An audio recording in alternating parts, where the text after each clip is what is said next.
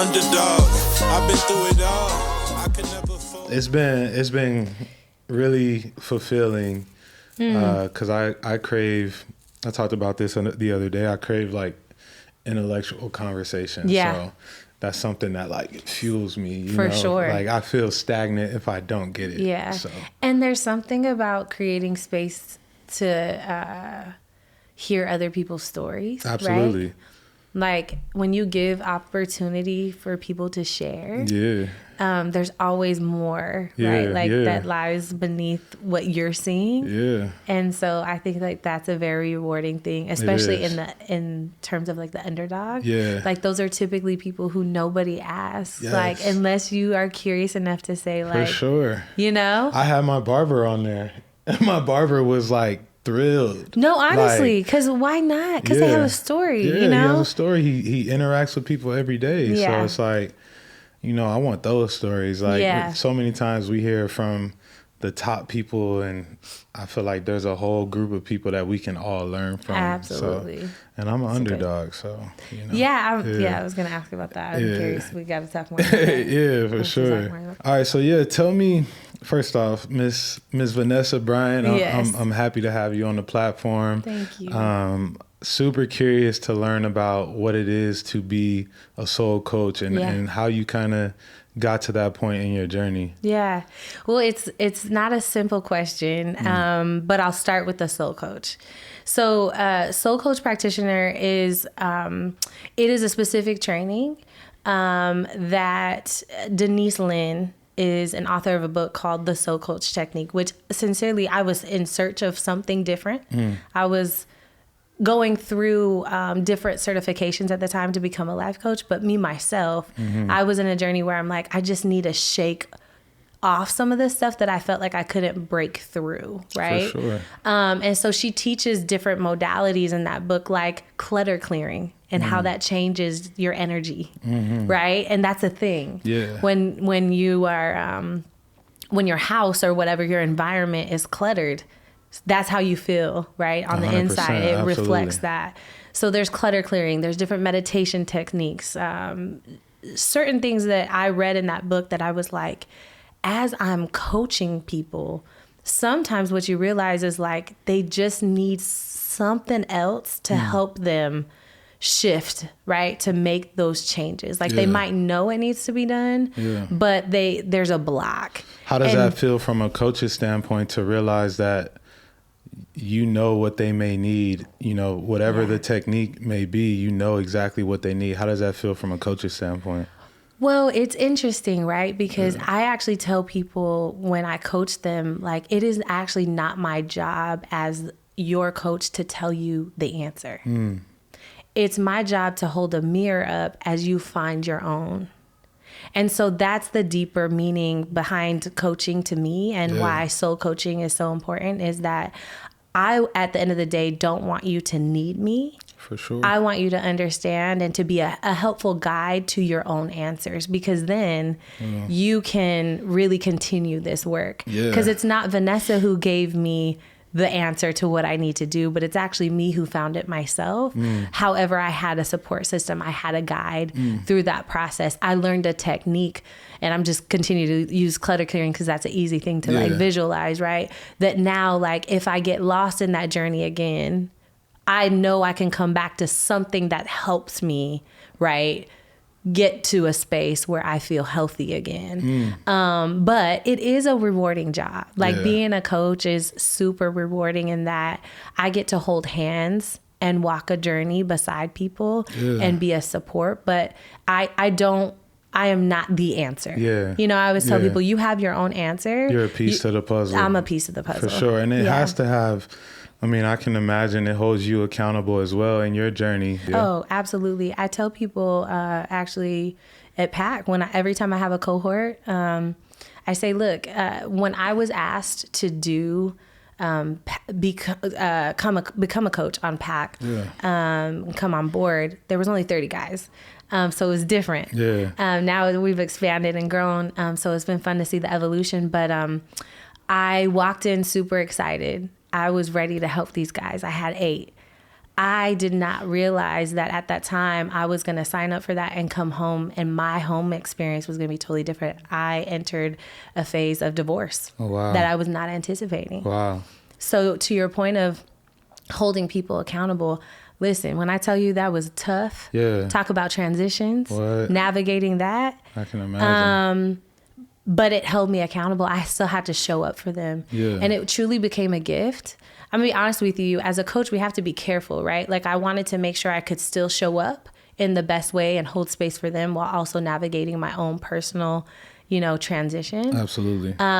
But it did hold me accountable to make sure I could do that, which means I got to do my own work. Yeah. Right. Yeah. When I'm not working, I got to do my own work. Yeah. And so I do think that the best coaches, we're not gurus because we've got it all together. We've done the work to get to where we are. We have that personal experience that has led us to a place where we're like, listen, I want to share it with you. I want to help you in some way, shape, or form. Yeah. I love that. I want to talk about PAC a little more, but before that, I just want to ask you, in my experience with dealing with people, I've noticed I'm an empath. So like I wear a lot of people's energies. I want to know what that feels like for you. Did you find yourself in the beginning of those stages? Did you find yourself worn out from, you're doing powerful things with these people? Yeah. What did that feel like? And how did you kind of revamp your energy if you needed to? No, you're absolutely right. I think as a coach, you're empathetic, right? Yeah. Like best coaches typically have that. So you can't pour from an empty cup, and we're constantly pouring. Yeah. And so it is that reminder that, like, again, I got to do my own work, breath work, meditation. I got to put breath work.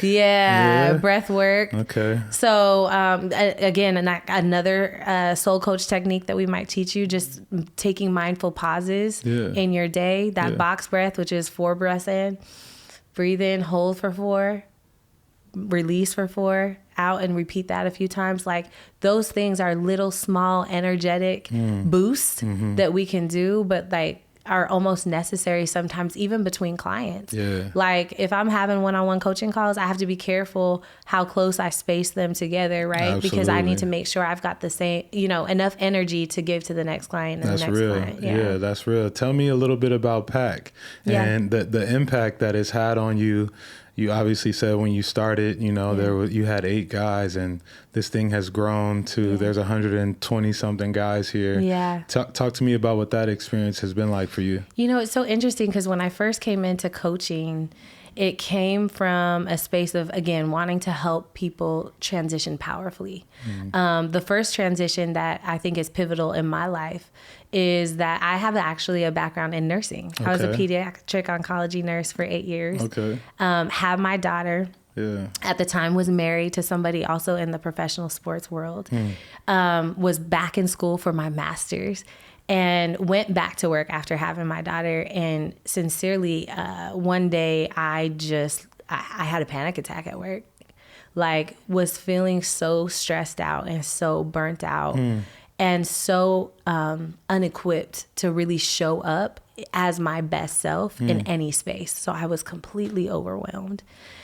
And I remember calling my husband to say, I can't do this anymore. And the only thing that makes sense right now is that I focus on family, right? I don't want to stop school because I was like almost done. For sure. I said work is something that we're in a position where I have choice in that.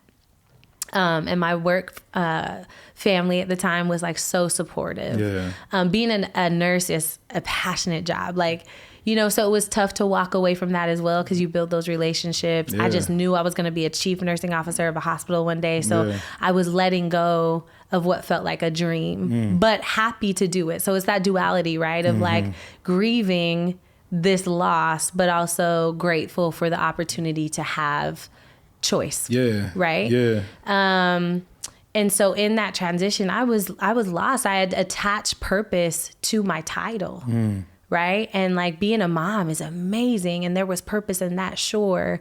But also, who am I outside of that? Yeah. And so when I started coaching and my journey, it was to help people through that transition. Because when I felt lost in that, I didn't feel like I could share it. Right. But as I grew more courage to share my story, I realized a lot of people share the same difficulties. Absolutely. Right? And I, at the time, was speaking mostly to women. So I was gathering women around, you know, sharing my story, creating space for them to share theirs, and helping them navigate what it could look like, equipping them with tools. What did I need? How did I then show up? How did I make the turn? And so Jay and Robbie were instrumental. I had taken a course with them that they had at the time to help develop my skills. And when PAC needed more coaches, they reached out like, hey, V, we need you. And I was like, you sure? How am I going to connect to NFL players? They're going to be looking at me like, what? And they were like, no, V, like what you're doing, the work of, you know, helping people transition powerfully, like that's what these guys need. I'm like, if you say so, you know? And so I trusted it. And I realized in that moment that like, yes, transitions are universally hard, right? Whether you are an NFL player, a professional athlete, whether you're a nurse or a mom navigating that, it doesn't matter. They're tough. And so it was really cool. It actually, you know, we say here, exposure breeds expansion. It expanded me like crazy. I love and that. then it gave me purpose. And I didn't realize like all that work I was doing beforehand prepared me for that next big transition that I was walking through and held me accountable at the time. PAC gave me purpose when I needed it because, things like divorce, I mean, it challenges you at your core. I can imagine, you know? It cuts deep into every like really difficult inner critic voice that you have. Inner self-limiting belief was loud at that time, you know? So to have a space that could actually pour into me as well. I was surrounded. Yeah, I love that. What's interesting is, I mean, I didn't know you were a nurse prior to, you know, this journey, but it seems like you've always been, and I don't know if this is subconsciously in your mind, you've always been into serving people. Absolutely. Is that something that is fulfilling for you? Did you know that you always wanted to serve people growing up, or what? How did that kind of come about? That's a good question. I do think it's something that I found when I was in search of what is my purpose outside of a title. Like it's that what are your core values, right? We talk about that a lot at PAC. And service is definitely one of them. Connection is another. I do have a heart posture for people. And so I did realize that early on, later on, I guess, but early into my coaching journey is, this is kind of related to nursing in the way of like, I'm serving people in some way, shape, or form. As a kid, I think I was always kind of the friend that was like, are you okay? You know, checking in with the friends, making sure everybody was good. In my family, I'm the youngest, I'm the baby, and I'm the only girl. And so I do think that just the way my mother raised me was kind of like, we take care of the household together, you know, making sure my brothers were good, even though they were older than me. My dad, like that was just kind of our family culture. And so that's probably where the seed was planted for sure. I love that. Tell me a little bit about what living purposely or purposefully means. I saw that in your Instagram bio. And I always think it's interesting going into people's Instagram and seeing what's in their bio, because it kind of tells you a core pillar that they may believe in, and there's always a story behind that. So I would love to hear your take on that. Absolutely. You know, I just mentioned core values. So another one of my core values is purpose. And we all have it. Right. And so for me, living purposefully means being connected to what that purpose is. Finding ways, even if it's not in your job necessarily, to be connected, to show up as you and what your purpose is at all times, because that's where we find true fulfillment. It's also intentionality. Like, I don't want to just live, you know, I want to live purposefully. You know, I want to leave imprints and impact in people's lives. And so that's what that means to me. I love that. That's something that I think transitioning out of the NFL for me was at the top of my list. Like, I think for a long time, I thought that was going to be the height of what life was. Playing in the NFL, having that lifestyle and things like that. And then you quickly find out when the game is over, you're maybe in your 30s if you're lucky to have a career like that. But outside of that, I wanted to impact people more than anything. And I didn't feel like I did that the right way within my career. So that's what kind of brought me to starting a podcast and having these conversations with people, because I think that there's so much power in them. So I'm curious what you feel like your purpose is. Do you feel really connected to that now? Like even more so when you play? You know what? I think I know for a fact one of my purposes is to be a funnel for people. And that's like maybe through connections, maybe through hearing people talk and giving them my input or impression or whatever I think, my thoughts on what they're saying is. But at the top of the list, it has to be being a funnel, because I've noticed that has come up within my life so many times. A lot of people reach out to me, hey, I'm looking for this, or hey, can you help me with this? And sometimes that may wear on your energy, but when you realize that you're lucky to be in that position, that people trust you with their things, then you realize, okay, I'm actually a funnel for a lot of people in my life. So I would say that's probably my purpose now. I love the visual of that, like visualizing the funnel of like people coming to you and you being able to filter, hey, I got something for you here, there, and everywhere. And that's what it is. And I think sometimes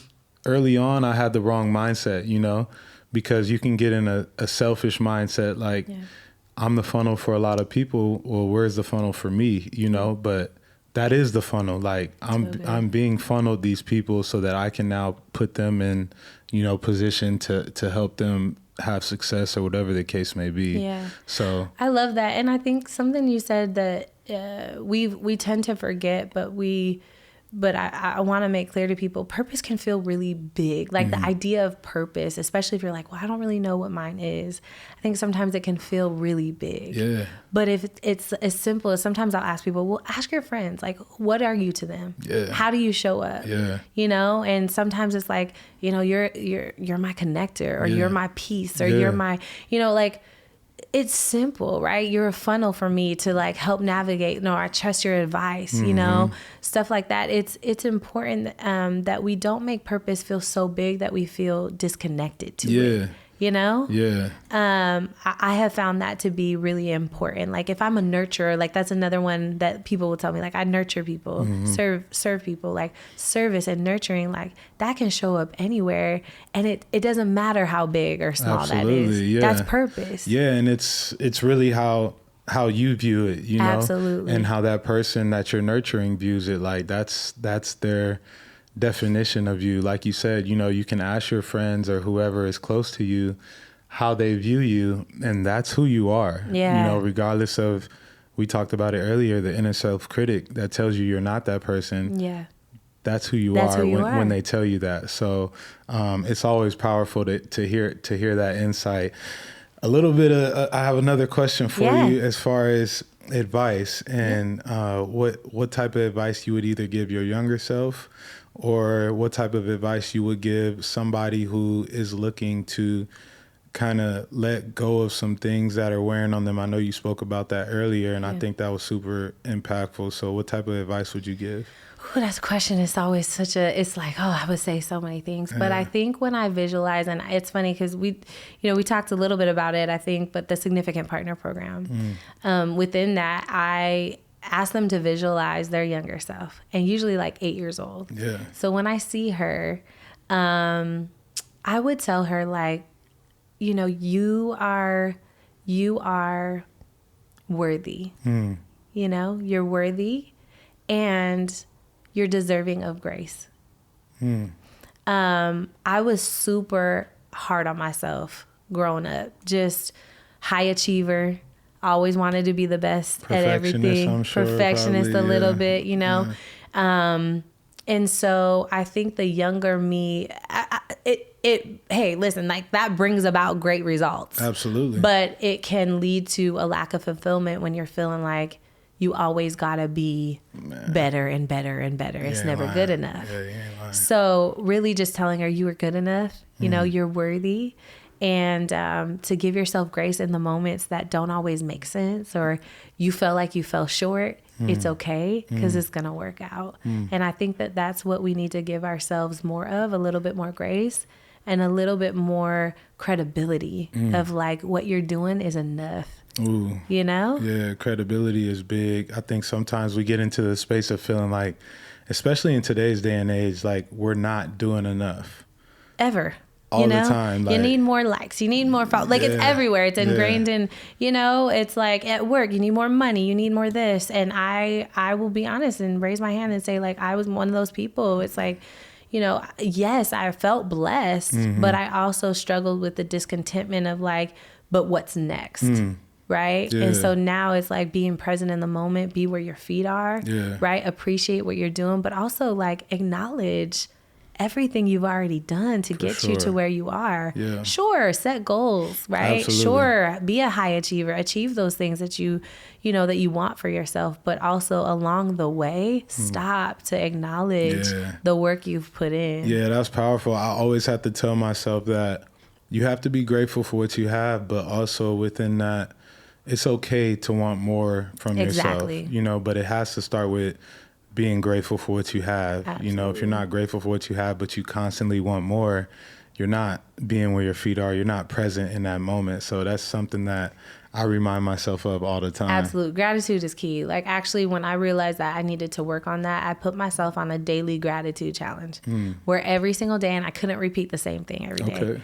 I had to write something down in a journal that I was grateful for. And the reason why I forced myself to, I actually love journaling. That's a part of my soul coaching process. I'm always going to tell people, I'm going to get you a journal. Yeah. We're going to start this process because it's so powerful to actually write. Exercise. And I love your phone. Like I do that too, but there's something about writing it down that changes the release process and all those things. Anyway, I started a gratitude journal daily, couldn't repeat the same thing.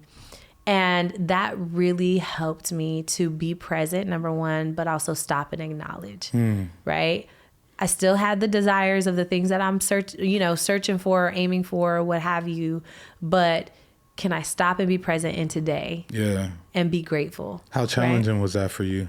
Some days it was hard to find a different word, right? Or a different thing that I'm grateful for. Yeah. Just because sometimes you want to repeat the same thing. It's easy to be like, I'm grateful for my family. Of course. Like every single day, we're grateful for our family. I'm grateful to wake up. And those are great. But like, can you dig deeper than that? And so when I force myself to dig deeper than that, you really do find like, wow, there's a lot to be grateful for. There's a lot to be grateful for. It wasn't hard to find things to be grateful for, but it was, what was difficult was stopping to think more deeply and intentionally about all of the things that I have to be grateful for, rather than just, I'm grateful to be alive. I'm grateful for a house over my head. I'm grateful for my family. Okay, what else? And it's like the small things. I'm grateful for that somebody called me today.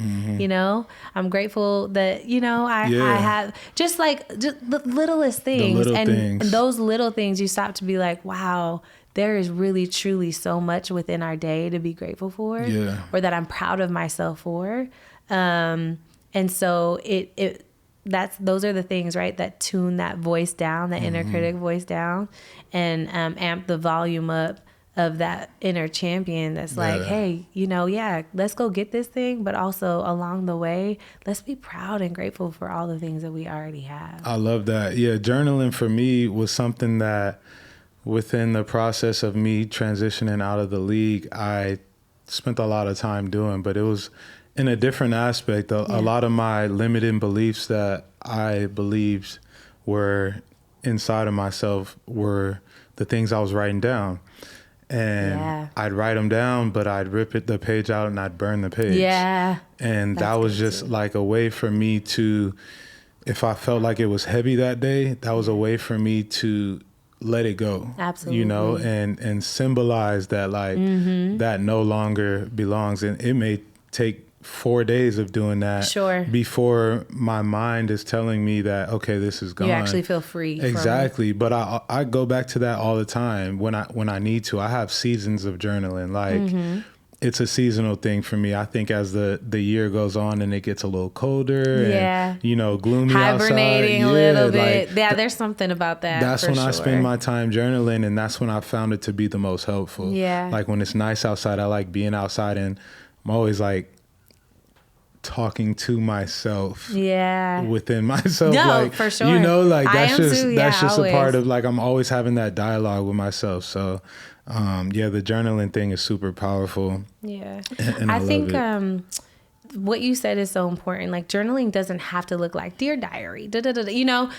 People kind of think that you have to have this certain prescription of what it looks like. And it's really what feels good to you. Yeah. You know, I love what you said about seasons of journaling. There's something to that. Yeah. In moments of transition, I'm definitely writing a lot more. I'm Yes. releasing a lot more in that way.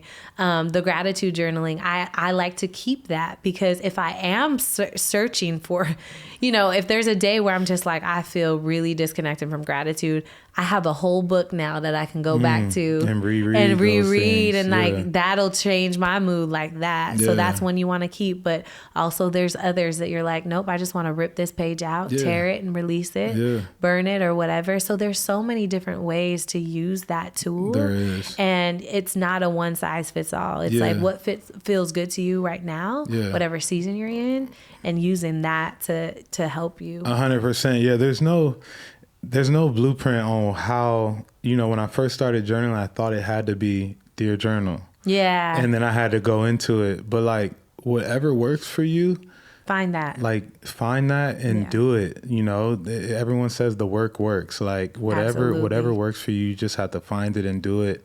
And that's your process. Absolutely. You know, and it can look different from whoever you're comparing it to, but if it works for you, that's what matters at the end of the day. Yeah. So.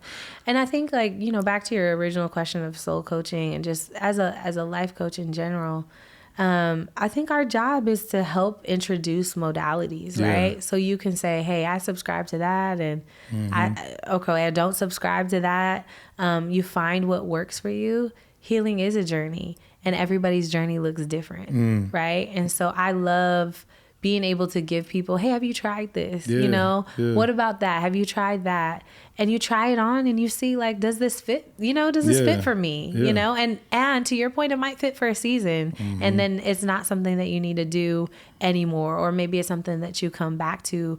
But yeah, it's not, it can't be so prescriptive that you're like, hey, does this work? If this worked for them, it'll certainly work for me. It has to feel good to you.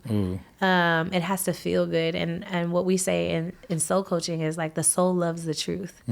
So what I found is that, you know, even meditation, like, it's difficult for me sometimes, right? Like my mind is spinning all over the place. I'm like, but when I can sit in some of these different modalities I've tried, whether it's meditation or journaling, or clutter clearing, like I was talking about, you try it on and your soul will tell you, like, does this feel good? Absolutely. Right? What do I need right now? Asking yourself, check in with yourself. Let your soul tell you, what do I need right now? Okay, I need a little bit of quiet time. I need a little peace, a little meditation. All right, cool. Let me try that on. See how that feels. Hey, I feel like I need a release, you know, through writing. Okay, try that on for a little while. How's that working for you? You know, allow yourself to heal through that way. On meditation, I think that people sometimes they get it a little confused, and they get discouraged because they think, oh, if I sit here for these 5 minutes, my mind is supposed to be quiet. But to me, meditation is the practice of doing that and allowing those things to come through, and then you get rid of them. Absolutely. And that's something that I enjoy about my meditation. Like, I'll start with my breath work, but also get into the meditation part of it. And whatever's coming through my mind, like, I let it be there and I acknowledge it, but then I also get rid of it. And it may come back, it may not, but that's the practice of meditation for me. It's not always just a 15-minute silence in my mind. That's just impossible to me, you know, given my life. But I just think that people shouldn't get discouraged in their practice of meditation. I think you should stay encouraged if you are trying to do it. Yeah, two things on that. The first is, like, somebody told me, and I know nothing about horses, so y'all don't come for me talking about she was talking all the wrong things. I don't know. But apparently when you're training a horse, like a wild horse, you let it run for a while. Like, you're not supposed to, like, really try to control the horse. You're supposed to let it run, and then slowly but surely it'll come around and start to, you know, follow instruction and train and trust, right? So there's a process where you just let it be free. And that is what we're supposed to do in meditation with our minds. We're supposed to let those thoughts come and let them be free and acknowledge them. Don't judge them. Let them come. That's the part of the process. And then as you build that muscle, all of a sudden, your thoughts slow down, and then you can drop in. Wow. So that changed my perspective of meditation. I was like, oh, okay, I'm not doing anything wrong. I love that. You know? Yeah. And then the second thing to that you said is just like finding, trying on different things, finding what fits for you and not judging it. Yeah. Like, it's okay. You don't, try. If it doesn't work, it's okay. It's fine. Yeah. But I think we tend to judge ourselves, and then that actually counteracts the work that we're trying to do. So if you try it and it doesn't work, try something new. Try again. It's okay. Yeah. Or try it again. Right? Yeah. So. That's real. I appreciate you coming through. Thank you. I appreciate you having me. Yeah, I appreciate you creating the space. Absolutely. This is I appreciate wonderful. that. Thank you so much. It was great to have you on. And, as soon as, we met yesterday, I was like, she would be awesome to be on the platform. Yeah, so I love everything that you're doing and what you're working on, and I'm grateful for the relationship for sure. Definitely. So thank you for being on. Thank you so much. Yeah, let's Thank go. you. Yeah. Yeah, for the underdogs, I'm an underdog.